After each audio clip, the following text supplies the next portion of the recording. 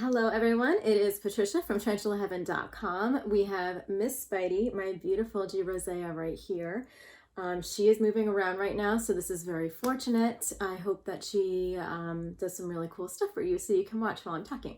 Today I wanted to talk about how spiders and tarantulas, any arachnid really, is actually helpful to humans. I'm very passionate about this topic because I'm a big advocate for the respect of these creatures.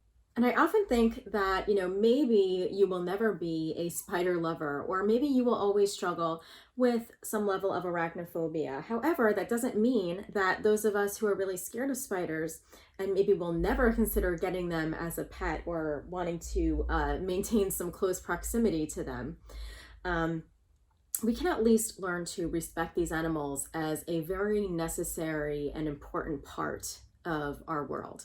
So I wanted to share this information because I think it's really helpful for people who are trying to, one, not only confront some maybe arachnophobic fears or habits. Oh, she's climbing her log. She's awesome.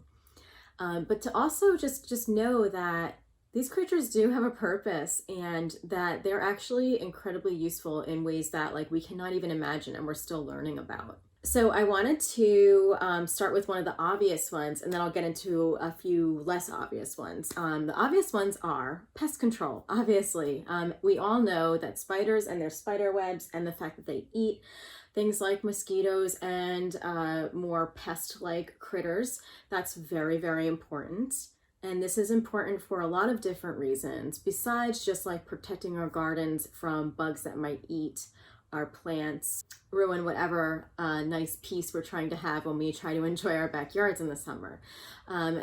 Part of spiders' jobs is to actually trap the pests that cause disease. So mosquitoes are not only annoying, but they're also quite dangerous. They spread a lot of diseases to humans. I think, every few years we get a new mosquito transmitted disease, which, has everybody really worried about it. And I feel like over the last few years, we've been so worried about COVID that we haven't really given much attention to this part of how spiders help humans. But yes, mosquitoes spread all sorts of things like malaria. Malaria kills 1 million people every single year. And spiders are a big part of controlling that and keeping people safe. West Nile virus is another one. The Zika virus and yellow fever are other diseases that are transmitted by mosquitoes. So it is really beneficial. It's very important to have spiders in our world helping us to control the mosquito population. So pest control is an obvious one. Another one that I've been doing a lot more research into lately because I continue to find it fascinating is that spiders help us medically.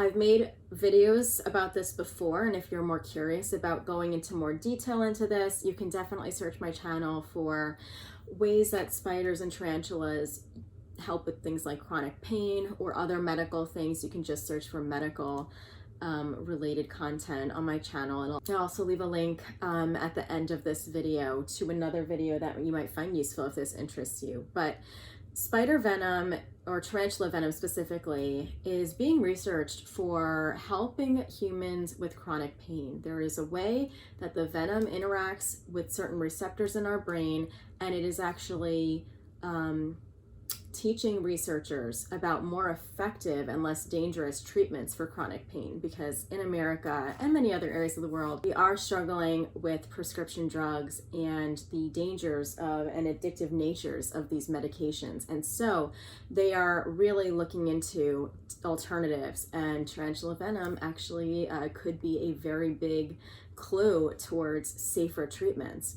So chronic pain is another thing. There's a lot of other things that tarantulas and spiders help us with. So for example, spiders and tarantulas are being researched for cancer treatment, epilepsy treatment, heart arrhythmias. They're actually also, I forget what part, I believe it's also the venom, but tarantulas and spiders are also being used for treatments to treat erectile dysfunction. So that's very interesting. And tarantulas also are being used to do more research into neurodegenerative diseases because of the properties that are in their bodies can be really helpful with these things. So there's a lot of medical uses for spiders, tarantulas specifically. And I think that is quite fascinating and definitely worthy of respect. It's not just the properties of their bodies that are useful to us. Spider web, or their silk, is also very, very important. Here's something that's very, very interesting. Spider silk, each strand is 1,000 times thinner than human hair, but it's 5 times stronger than steel. I read that in an article. I will link it below because it's really unbelievable. And spider silk is actually very rich in vitamin K. And so in India, they were actually creating an ointment out of spider webs to stop bleeding. They tested this in rats. It was very effective. And so possibly they're going to try this in humans. And in England, scientists created an antibiotic synthetic spider silk for the possible treatment of diabetic wounds. So spider silk is being used in a ton of things right now around the world for medical purposes. And researchers are also studying how spider silk may actually treat burns. So this is yet another medical reason why spiders are important, not just to our world, but specifically to humans. We have the technology to learn a lot from these animals, fortunately. And here's another thing I recently learned about how spiders and tarantulas may be useful to us as a species and also for the world, as we really, really are in a dangerous spot with climate change.